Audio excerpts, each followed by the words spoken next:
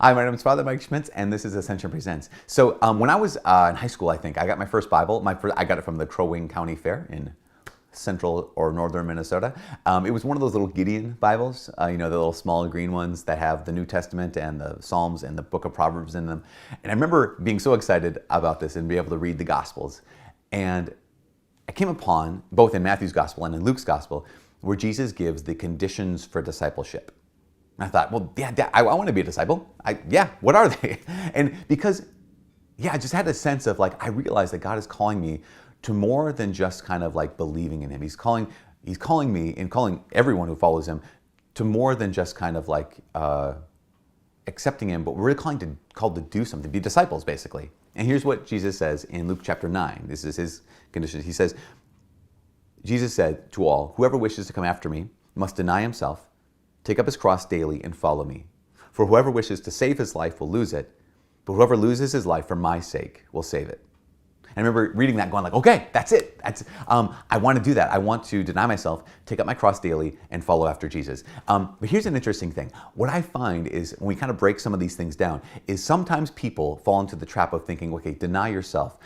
Okay, what that means, this is a trap, this is a myth people believe, and this myth is super pervasive. When it comes to deny yourself, what they immediately translate that to mean in their minds, in their hearts, is harder is holier.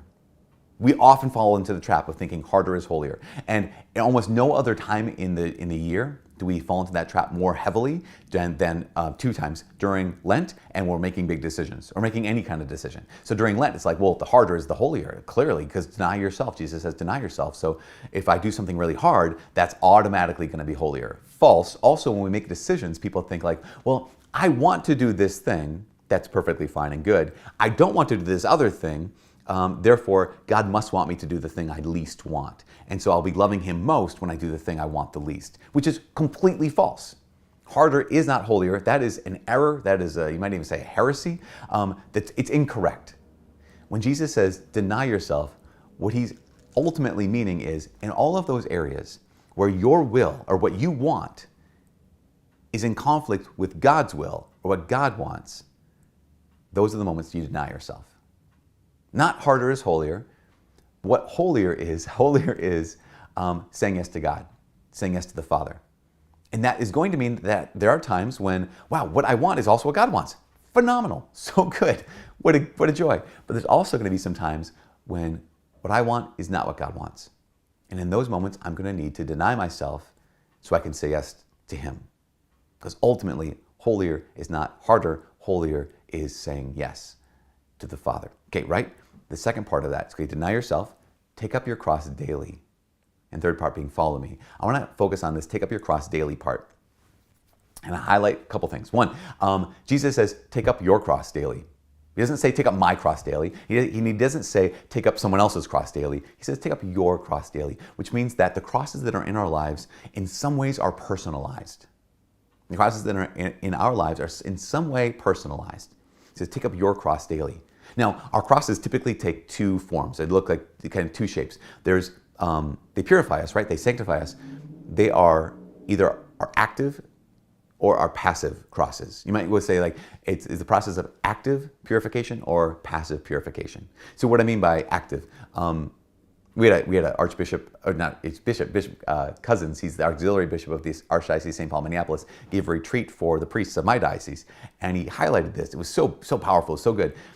He noted that active purification or active sanctification is when we say yes to all of those things that we've chosen. So when we say yes to all the things we've chosen, that's active sanctification. So he gave an example. As a priest, I made a promise to pray the Liturgy of the Hours 5 times a day, every day. And so I chose that. It's part of the condition of being a priest, but still, I said yes to that. So active purification is my continually saying yes to that. I say yes to what I've chosen. If you're a married person, you chose to love, honor, and obey your spouse. And so when you actively choose that, or when you actively say yes to that, you are being actively purified. Whether you're single or whether you're married, you might have a job, might go to school. So when you choose to say yes to, I'm showing up to work or to school on time, I'm going to be prepared. They gave me this assignment or this task at work, so I'm going to do that as best as I can. When you say yes to those things that you've chosen, then that's active purification. And during Lent, perfect. During Lent, we choose things, right? We say, okay, I'm going to give this or I'm going to give this up. When we actively say yes to those things we've chosen to do, that's active sanctification, right? Or active purification. That's our active cross. But there's also a thing like a passive cross, or you might say passive purification. And that's when we're called to say yes to all those things that we did not choose and we do not want. Those things, those crosses are abundant in our lives, aren't they?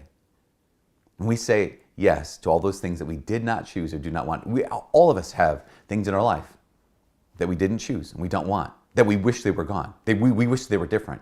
Like there can be an illness. I wish this wasn't here. I don't want this thing. It could be a situation in life, like I'm stuck in a job that I have to take. I didn't choose this one. I had to take it, and this is my circumstance in life, and I did not choose this, and I do not want this. Some of us have experiences, our past. It can be incredibly tragic that you did not choose and you do not want. But to say yes to those crosses that are allowed into our lives is this passive purification. Now, here's a quick little clarification. I'm not saying fatalism. Fatalism is like throwing up your hands and saying, well, I can't do anything about this. So like, I guess I'm sick. Maybe God wants me to be sick. I won't take my meds. Like, no. Take the medication. Like, do the operation or whatever could actually help you. Do that thing. It's not fatalism. It's not when your car breaks down on the side of the road. Just like, well, I guess God wants me to be here on the side of the road. No. Purification, sanctification is getting out of the car and like doing something about your situation. Now, you might not be able to remedy the situation entirely, but to engage with it, to embrace it, to say yes to it, to take up your cross means I'm doing something with this situation that I did not choose and I do not want. So please don't misunderstand that passive purification means you just sit there. The passive part means I didn't choose this, I don't want this, but I'm going to engage with it. I'm going to do something about this. I have a situation in my life that I, again, as I said, for the 12th time, didn't choose and don't want, but I'm going to take this up. So I know so many people who didn't choose sickness, right? They didn't choose the tragic events of their lives. I know so many people that getting out of bed in the morning is just overwhelming because of their anxiety, because of their depression. Maybe an addiction.